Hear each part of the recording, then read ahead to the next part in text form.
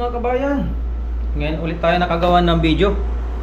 Overwhelmed tayo nung 2024. Nung pagpasok ng Vermont, napakarami nating customer, napakarami pong custom order, tsaka yung mga order natin sa selling platform na online, napakarami.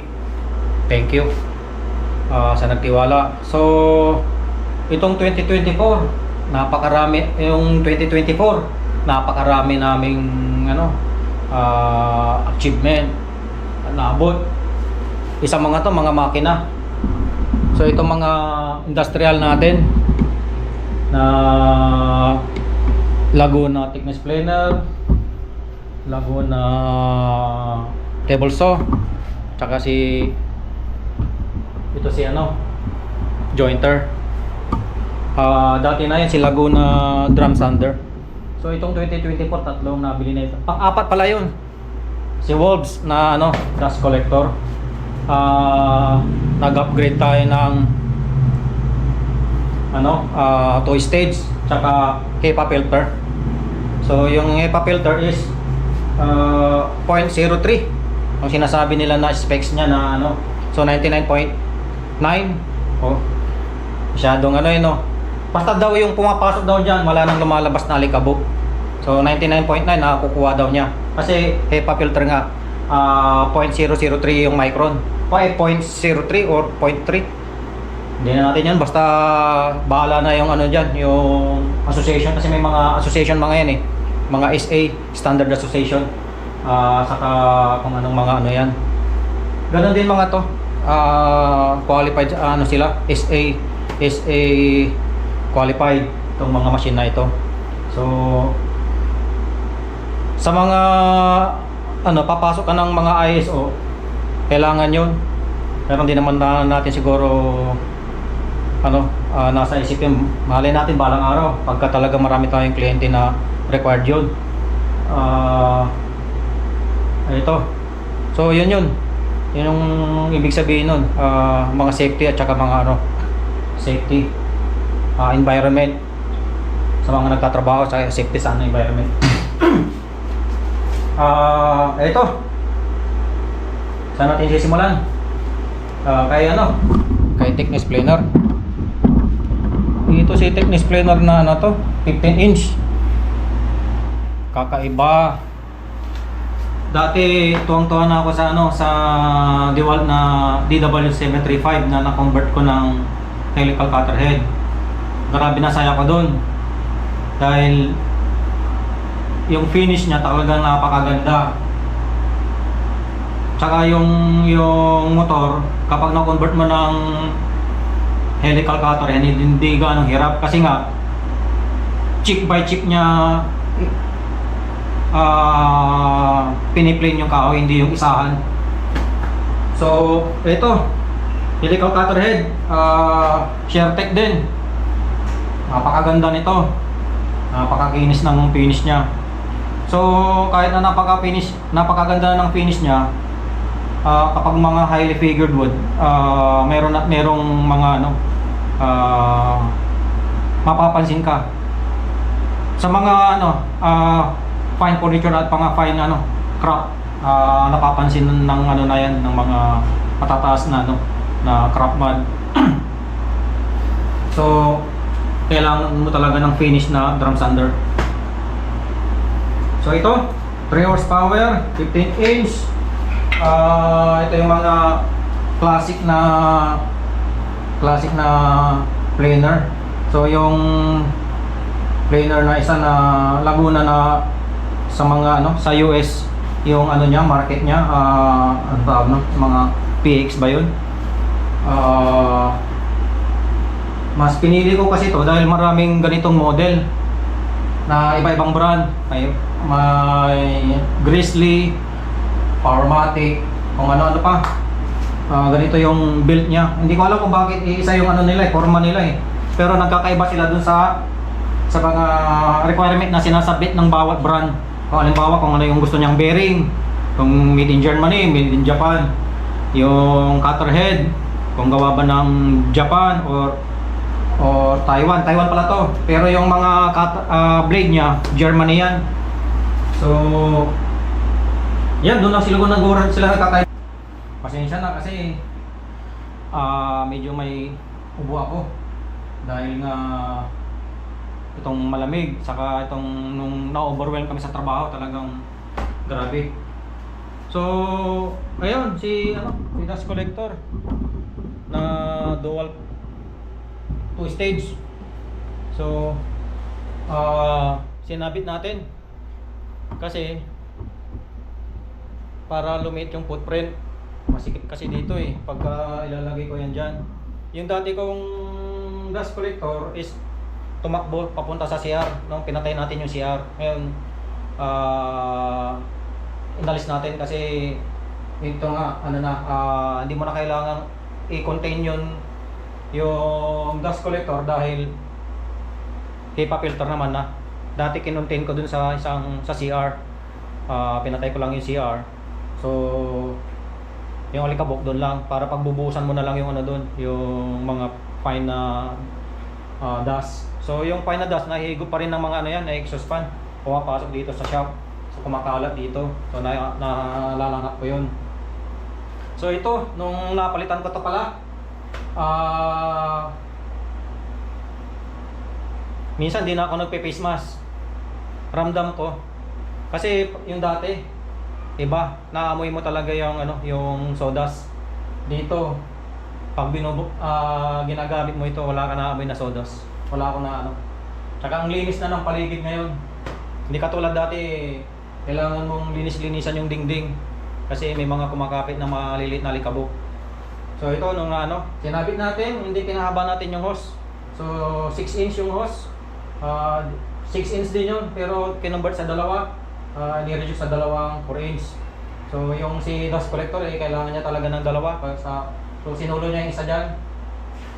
So yan. At yung mga piping nilagyan natin ng mga seal. Kahit nga hindi na kasi yung iba dyan tight fit na yung iinitin pa bago pumasok. So yung iba nilagyan ko lang kasi parang alanganin. Ito. Ano ba to? Ito talaga mga lalagyan ko kasi sa mga ng bawat mga tawag nito bulsa para sa maintenance nila na periodical kasi may mga maintenance yan. Hindi maganda na ilalagay mo sa logbook mo yan. So mas maganda nasa kanya-kanya sila. So yung mga card lang. So parang si Doraemon, maraming laman na bulsa. Hugot-hugutin mo lang yung card, ilista mo kasi may mga periodic na yan na maintenance. So parang sa preventive maintenance niya. So at saka pag gusto mo talagang magtuloy-tuloy yung business, kailangan mo talagang ma-define yung mga bawat dumarating na sakit ng machine. Kasi mada-downtime ka, mahirap na. So dapat ma-identify mo yung mga machine na problema. Ano na yung dapat mong palitan. So sa sobrang busy natin, hindi natin nagagawa. So kung mas maganda may mga history. Okay. So ito. Na-topic ko na pala to. Ito si Tebelson nung na-acquire natin to. Para rin siyang si stop dito sa niya, safety cover niya. Yung alikabok, kuwang-kuwa niya. Ang problema lang pagka nagkakat ka ng hindi mo kailangan to pag nagkakat ka ng half. Yung magpapadan ka ng half. Kasi hindi kakayanin ng blade. Yung taas. So babalik ta rin mo. Tapos ulit, hindi pwede to. Kinakabit ko yung isa na riving knife. Kasi dalawang riving knife nito. So ito, tsaka pagka malapit yung maninipis to, hindi pwede rin kasi ito babangga na ito dito. So iangat mo, babangga na ito. Makikita pa ito. Tsaka hindi mo na rin may tutulak yan kasi nga ito na cover nya, hindi mo na makita pag manipis yung mga sinuso natin. So Karamihan to 3 horsepower to. Lahat pala sila 3 horsepower tong apat na to. So yung alikabok lang talaga, pero sa shop talaga hindi mo talaga masisira ang alikabok. Kahit anong ganda ng mga dust collector mo at yung mga machine mo na ano, merong alikabok. Ganun talaga sa wood shop. Sa loob din nito may naiwan na alikabok dun sa loob. At least nakukunti dun sa loob, tapos ibabakin mo na lang.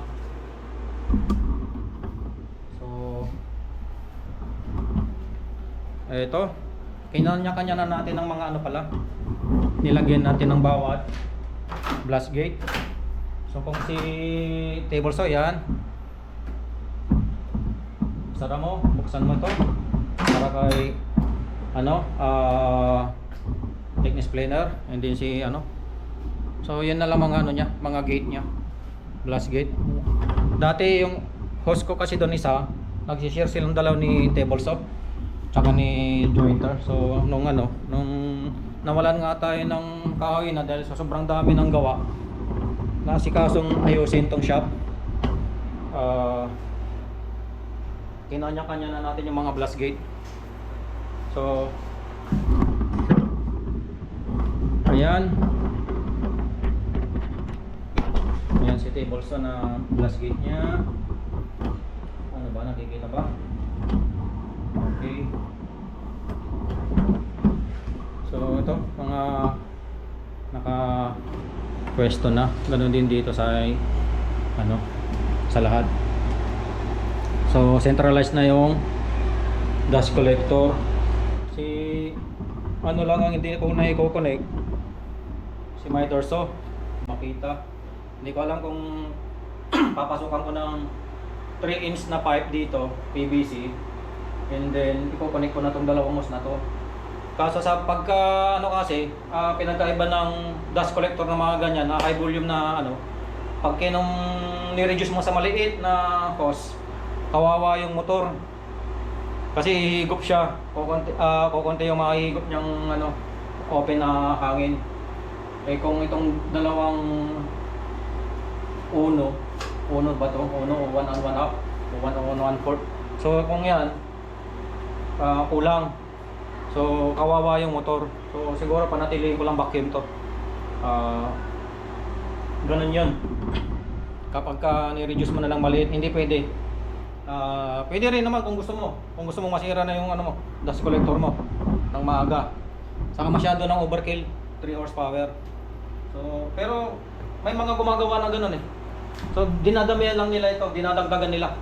So mayroon pang mga nakakabit dyan na hose na para paano lang yung volume ng air makuha. Nagtututok sila dyan ng project na ano. So hindi na. Okay na rin eh. Mayroon ding alikabok ng sa vacuum. Kaya minsan iniisip ko, kabitan ko ng mas malakas na ano. Ay sabi ko hindi na, baka masira lang din yung ano. Okay. Dito tayo sa ano, sa jointer. Ayan, tuwang-tuwa na kasi ako dito dahil ano, dati pinagpapahinga ako yung jointer. So yung dating kong maliit na jointer. So pangatlong jointer ko na ito. Yung jointer ko noon una si straight knives na si ano, Torque 6-inch. So parang ano, grabe yung ingay nun. Pag mapurol na yung blade, lalo kung mapurol na yung blade, kasi straight knives, sobrang ingay. Kala hanggang doon sa ano, naririnig. May nagsabi sa asawa ko na ano saan kaya yung maingay, sabi nila. So bago tayo abutin ng reklamo, dinispose natin yun. Pinalitan natin ng X-map. So sa X-map, ayun, saglit lang din kasi bumili na ako nito. Itong malaki. Ang tawag nila dito sa jointer na ito, parallelogram. Kasi yung adjustment dito ng bed niya is hindi yung wedge. Pagka in-adjust mo to, buo yan, bumababa. So yun ang parallelogram. Nakaparallel siya dun sa mechanism niya dun. Pag binaba mo, nakaparallel siya, pasabay silang bababa. So ito rin pala Si ano, Iwata na ito. Yeah. Itong Iwata na to, yan ang game changer din dito ng ventilation. Bukod dun sa exhaust fan. Bakit? Kasi bearing na siya. Yung dating mga fan ko dito bumibigay. Kasi nga mayroong ano, nahihigop na sawdust na fine pumapasok sa ano, sa bushing. So yung bushing lagi dapat may langis yan eh. So natutuyo kapag may sawdust. So pag natuyo yung ano, yung bushing, eh magiging magaralgar yun. Tapos hanggang sa bibigay na yung bushing tsaka yung shock. So ito, ano, kikita ba? Yan si Iwata 24 inch drum fan. Eh hindi na tayo nainitan dahil sa aircon. Pwede naman sa aircon para hindi ka mainitan, pero yung nga mas healthy pa rin yung may exhaust, may lumalabas na hangin, may pumapasok na hangin. So sa aircon, kahit mayroon akong filter, mas effective pa rin yun. So ano pa ba tayo? So ito, yung drill natin doon, na press drill, pinasok na natin doon. Ano pa? Ang maganda rin pala dito sa ano, dust collector na ito. Kapag nag-unload ako ng ano, ng dust, pag napuno na, clip lang yan, sir. Naka-clip. So gaganyan mo lang yan. Tapos nilagyan ko ng ano, bag yan sa loob. Hindi katulad ng like dun sa dati ko na torque na 2.5 na DC28 ba yun? Pahirapan ng ano, pag-unload ng alikabok, yung sawdust. Pati pagbalik ng bag, medyo hassle. Pero sa presyo niya, tama lang naman din. Kasi halos triple ang presyo niya. Doon sa ano, na ito 3 horsepower yun, 2.5. Tsaka bag yung ano niya, filter. Pag nag-unload ako na talagang misi. Alikabok. Yan. Yun nga, kaya nagustuhan ko. Tanggalin mo lang yung bag doon sa loob.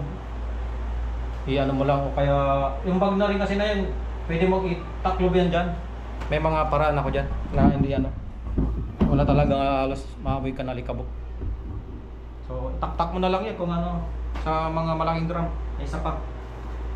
So saka yung nung umaba yung hose, wala talagang nahigop na alikabok dito. Mas na umaba na, nakita ko na dito, napuno na. Ayan, lalagyan ko sana ng ano yan, ng switch, mga switch na sensor, para pag napuno na, kasi may ano naman doon, hindi na siya under, mamamatay na. So mga yan, nilagyan ko ng mga switch yan. Mga ano, kasi hindi siya nakaano sa switch, yung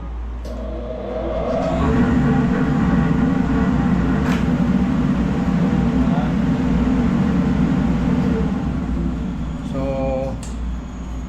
sobra tayong busy. So para abutin mo pa mga, pati mga electric fan ko dito, exhaust fan. Ayan. So masyado tayong ano, once na naabala ka, ayaw mo pagka busy ka sa trabaho, kahit na may tumawag lang sa akin sa labas na Lazada delivery, tapos hindi naman pala sa'yo, maiinis ka. Kasi may mga tenant ako na kahit naririnig mo yung pangalan na nila, ewan ko, hindi sila bumababa dahil alam nila nandito ako. Minsan na iinis ako kasi naabala ako doon, kahit naabala konting-konti, ano yan, madidistract ka, ayaw mo. Kasi ano yan eh, delikado yung ginagawa mo eh, mawala ka sa focus, pwede kang madisgrasya. So minsan yung mga taong ano, hindi nila intindihan yung ganong abala lang. Okay, ano pa ba? So ito, inangat natin pala yung mga ano rin. Bumili tayo ng mga pushcart na stockan, and then sobrang lambot pala kasi mura. Kala ko okay naman. So nung ano, para mapakinabangan, sinabit ko na lang, mas lagayin ko ng mga tools. So, ilangat din natin si vacuum para tipid sa space. Mga yan. Mga asa natin. So far, okay naman. Napabangga bala ko rito. So, yung mga tarpaulin na bigay sa akin ng mga ng mga machine na ito, hindi ko pa na ikakabit sa sobrang busy. Hindi ko alam kung balang araw bigyan nila ako ng machine na kailangan ko rito. Hindi ko alam. Basta gusto daw nila isabit ko. Ewan ko. Okay. So, lahat sila. Salamat 2024. Sana mas maganda rin itong 2025. Sa 2025, alam ko may pasabog ako. Mas maganda. May ginagawa na ako. Umpisahan ko na itong 2024. Sana maging successful yung negosyo na yun.